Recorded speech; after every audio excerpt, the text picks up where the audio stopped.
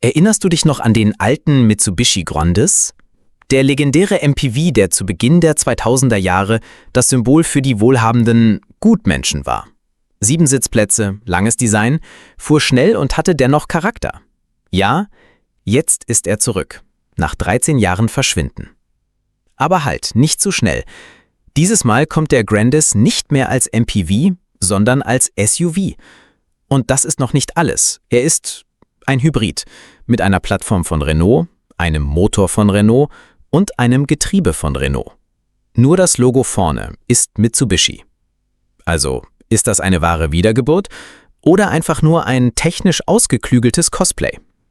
Der Name bleibt Grandis, aber im Grunde genommen ist es ein bisschen Symbios, das neue SUV-Modell von Renault, das erst im April vorgestellt wurde.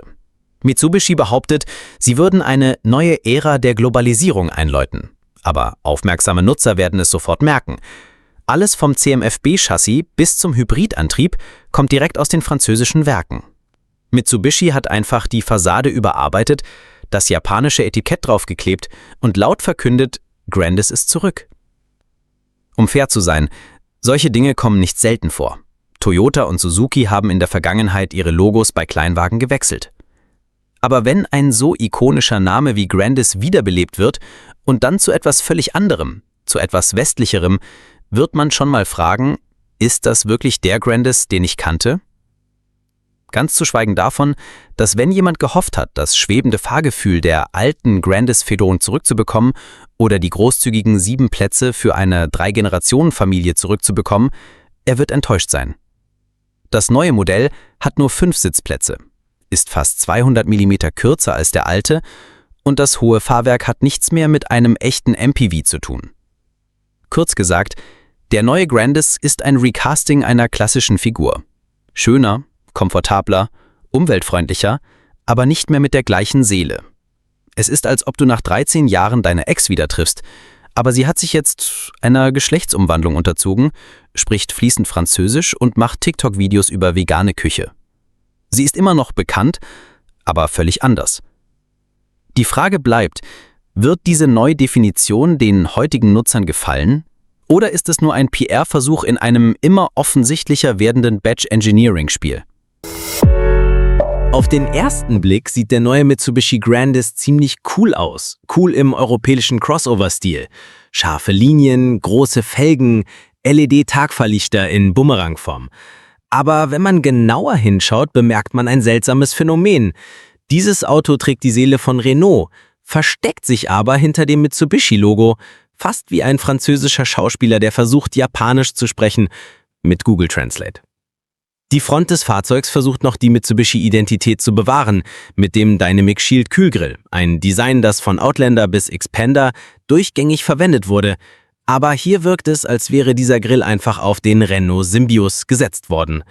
Die LED-Scheinwerfer sind tief angebracht, die LED-Positionslichter oben, ein Design, das sehr Renault-typisch ist und auch bei Clio und Captur zum Einsatz kommt.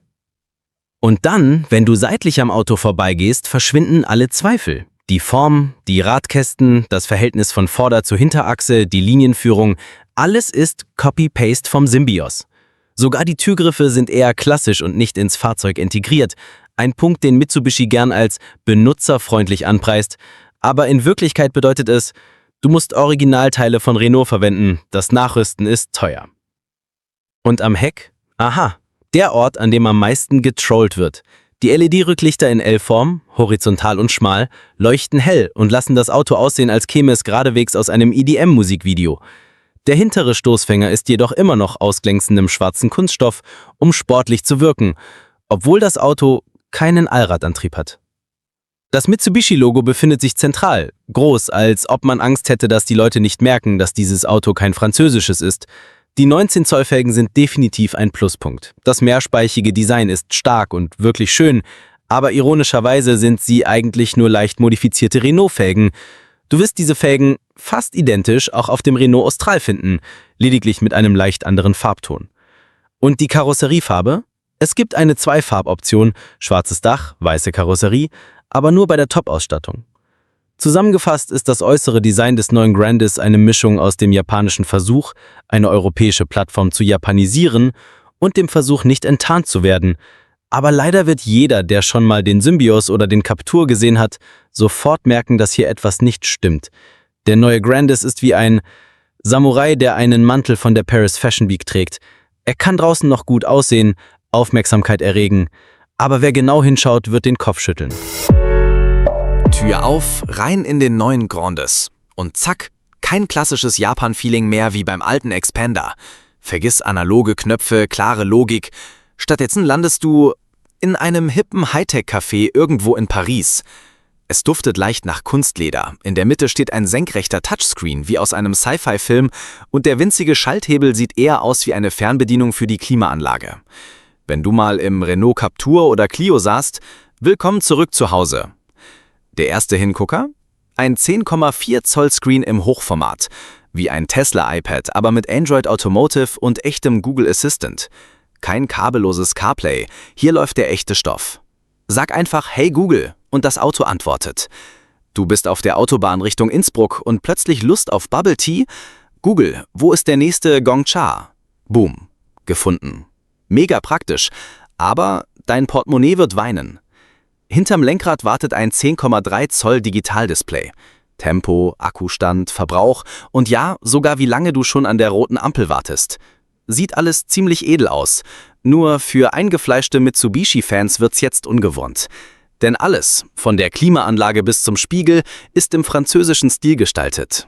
Sanft, fast ohne haptisches Feedback und teilweise richtig schön verwirrend. Und der Platz? Ja, SUV-typisch räumig. Aber Moment, nur 5 Sitze. Nicht mehr 7 wie beim alten Grandis. Kulturschock Deluxe. Der einstige Familienheld Südostasiens ist jetzt ein stylischer C-Segment Stadt-SUV geworden. Die Rückbank lässt sich verschieben und komplett umlegen. Ergibt bis zu 566 Liter Ladevolumen. Ganz okay, aber nichts mehr mit 3 Generationen auf großer Fahrt. Materialien? In der Top-Ausstattung gibt's Kunstledersitze mit Heizung, 2-Zonen-Klima und, Trommelwirbel, eine Harman-Kardon-Anlage, die klingt wie ein Studio für Fortgeschrittene. In den Basisversionen wird's etwas einfacher, aber das Layout bleibt aufgeräumt. Nach 3 bis 5 Knopf-Verfehlt-Momenten findet man sich rein. Und hey, der neue Drehknopf-Schalthebel sieht futuristisch aus, fühlt sich aber eher an wie Radio auf laut, nicht wie Gang einlegen. Wer gerne noch richtig schaltet, wird hier leise seufzen. Fazit? Der Innenraum des neuen Grandis ist ein kompletter Imagewechsel. Modern, smart, bequem, aber der alte, ehrliche Japan-Charme? Weg. Wer Technik liebt, wird begeistert sein. Wer nostalgisch wird, fragt sich nur, Moment, wo ist eigentlich der Grandis geblieben? So, jetzt geht's ans Eingemachte. Ans Herz, die Lunge, die Nieren. Kurz den Antrieb des neuen Grandis. Die Frage, haben wir es hier mit einem cleveren Hybridkrieger zu tun? Oder nur mit einem Modemobil im Cosplay? Und wie es aussieht, alles unter der Motorhaube kommt aus Frankreich. Kein bisschen Japan. Nicht mal Japan mit französischem Akzent. Nein, 100% Made in France. Luftdicht verpackt und mit Mitsubishi-Logo beklebt. Es gibt 2 Motorvarianten. Erstens ein 1,3 Liter Turbo mit Mildhybrid, rund 138 PS. Klassischer Downsizing-Motor. Spritzig, sparsam. Kenner kennen ihn aus dem Renault Captur oder dem Nissan Juke. Zweitens ein 1,8 Liter Vollhybrid mit rund 154 PS Systemleistung. Eine Kombi aus Elektromotor und Saugbenziner. Den Antrieb kennt man auch aus anderen Renault-Hybriden, also zuverlässig, effizient, solide. Aber irgendwas fühlt sich falsch an. Falls du gerade vom Mivec-Soundtrack aus Galant-Zeiten träumst, vergiss es. Kein heiseres Knurren beim Gasgeben. Kein CVT-Gerödel, das du gehasst und insgeheim geliebt hast. Beim Mildhybrid bekommst du ein 7-Gang-Doppelkupplungsgetriebe. Reaktionsschnell, knackig, manchmal fast zu motiviert. Leicht aufs Gas, zack, runtergeschaltet wie ein Karate-Kick in die Leber. Und beim Vollhybrid? Da kommt ein sogenanntes Multimode-Getriebe zum Einsatz. 4 echte Gänge kombiniert mit Elektrologik. Oder anders gesagt, halb Automatik, halb künstliche Intelligenz. Der Vorteil? Sanfte Gangwechsel, niedriger Verbrauch. Theoretisch um die 4,6 bis 5 Liter auf 100 Kilometer. Der Nachteil? Das Auto denkt gern mal für dich. Sanftes Gas, es schaltet alles aus. Durchgetreten, plötzlich Hulk-Modus, volle Leistung aus beiden Systemen. Boom. Beide Varianten haben Frontantrieb, also kein Allrad. Wenn du mit dem alten Grandis noch durch Matsch, Alpenpässe oder Waldwege gebrettert bist, vergiss es. Die neue Version ist eher Schulweg, City, Eiskaffee. Auch bei nassem Kies Vorsicht, denn die Hinterräder schauen nur zu. Sie machen nix. Ein echtes Plus, die Energierückgewinnung, besonders beim Hybrid. Beim Bremsen oder Gas wegnehmen wird Energie in die Batterie zurückgespeist. Nicht neu, aber nützlich. Schont die Bremsen und gibt dem Ganzen einen Hauch Tesla-Vibes. Du fährst, aber fühlst dich wie ein Ingenieur in Action. Fazit: Der Antrieb des neuen Grandis ist solide, effizient und langlebig. Ganz nach Renault-Standard.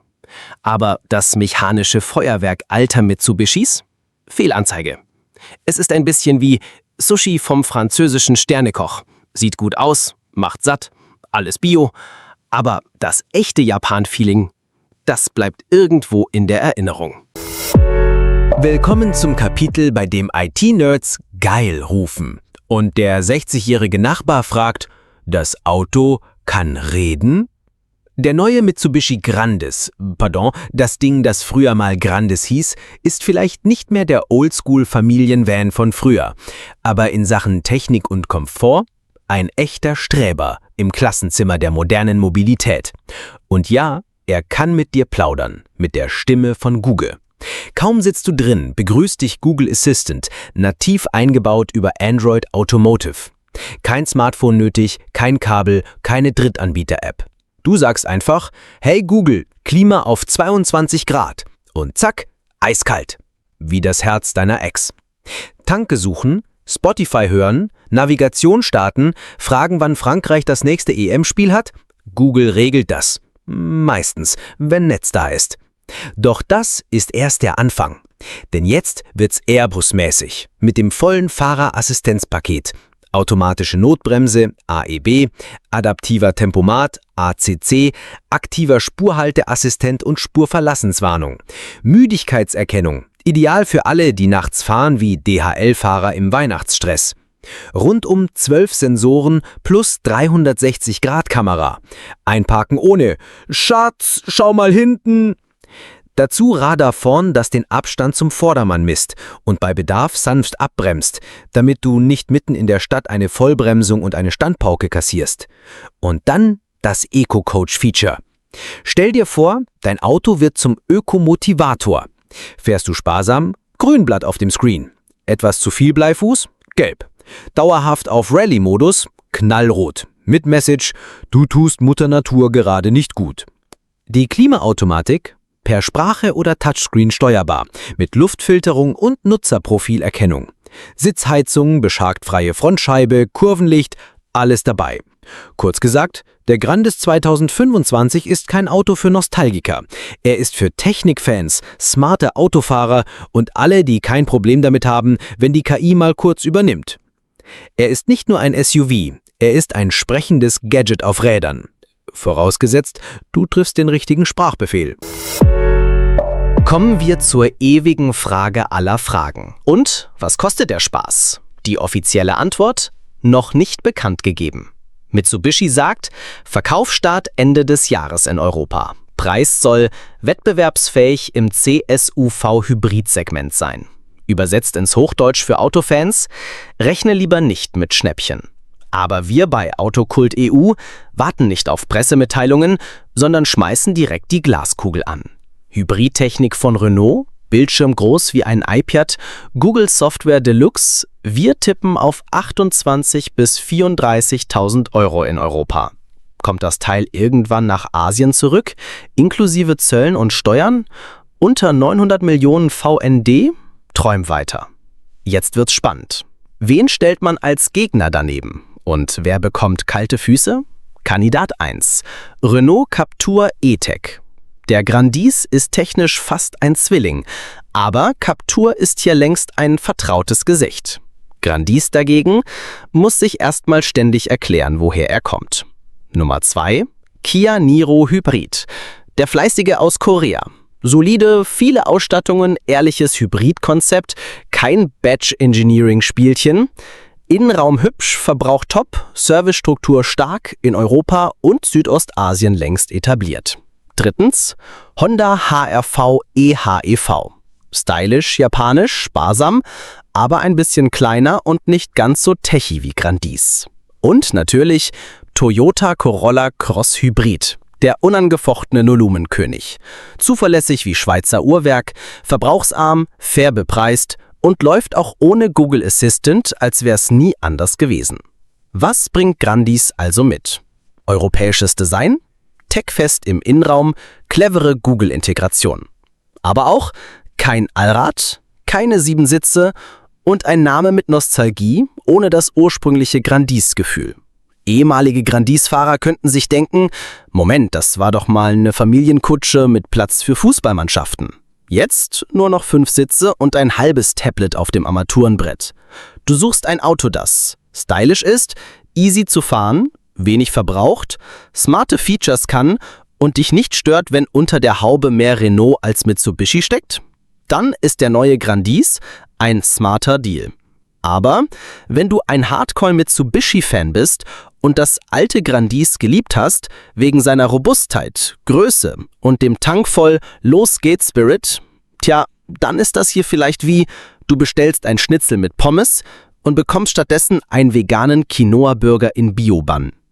Fazit: Der Grandis 2025 hat Potenzial. Wenn der Preis nicht durch die Decke geht, der After-Sales-Service stimmt und die Leute bereit sind, einen ganz neuen Begriff von Grandis zu akzeptieren. Ein 5-Sitzer-SUV, Hybridantrieb, Sprachsteuerung und morgens Croissant statt Reissuppe. Dann wird das Ding rocken. Halt anders als früher. Nach über 13 Jahren Funkstelle ist der Name Grandis offiziell zurück. Aber nicht als bauchiger Familienvan von damals, sondern als waschechter Gen-Z-Hybrid. Spricht fließend Google, trägt französische Designerklamotten und fährt mit Strom und Stil. Transformer Level 100. Die Frage ist nur, erkennst du deinen alten Kumpel in diesem neuen Look wieder? Auf dem Papier ist der Grandis 2025 ein SUV, der alles mitbringt, was der moderne Fahrer will. Sparsamer Verbrauch, Hightech-Innenraum, zuverlässiger Hybridantrieb, aktive Sicherheitssysteme, stylisches Design. Und der Preis? Vertretbar, sofern man nicht fürs japanische Label extra blecht, obwohl drunter eigentlich Renault steckt. Emotional gesehen ist der neue Grandis ein kleiner Herzschmerz für Fans der ersten Stunde, aber trotzdem sagt man innerlich, na gut, wenigstens lebt er noch. So wie ein Cousin, der in Europa studiert hat, zurückkommt in Seidenhemd, redet von Nachhaltigkeit und Eco-Lifestyle, aber sich immer noch Nien Ven Grandis nennt. Aber damit der Grandis 2025 wirklich Erfolg hat, muss Mitsubishi eins klarstellen: Das hier ist kein Comeback. Das ist ein komplett neues Konzept. Ein globaler Hybrid-SUV, kein Facelift vom alten MPV Grandis. Denn sonst wird die Vergangenheit zur emotionalen Last für ein Auto, das eigentlich nach vorne schauen will. Die Zielgruppe von heute wird begeistert sein. Einfach zu fahren, citytauglich, Top-Technologie, sparsam und solide gebaut. Made in Europe. Aber wer noch träumt von der alten Kiste mit Platz für 7 Onkel, 3 Schwiegermütter, ein Schwein fürs Fest und ein Dutzend Bierkästen. Sorry, das war 2009 und das bleibt auch dort. Kurz gesagt, Grandis 2025 ist liebenswert in seiner neuen Form, verwirrend für Nostalgiker, erfolgsfähig, wenn man bereit ist, loszulassen. Und falls du dich gerade fragst, soll ich auf die Vietnam-Version warten? Dann sagen wir, klar. Wenn du Lust hast, mit deinem Auto zu reden und das Gefühl erleben willst, wie sich ein Croissant mit Sojasauce verträgt. Danke, dass du bis zum Schluss dabei warst. Vergiss nicht, Autokult EU zu abonnieren, damit du auch beim nächsten automobilen Plot-Twist als erster sagen kannst, was zum Teufel ist das denn bitte? Aber halt informativ.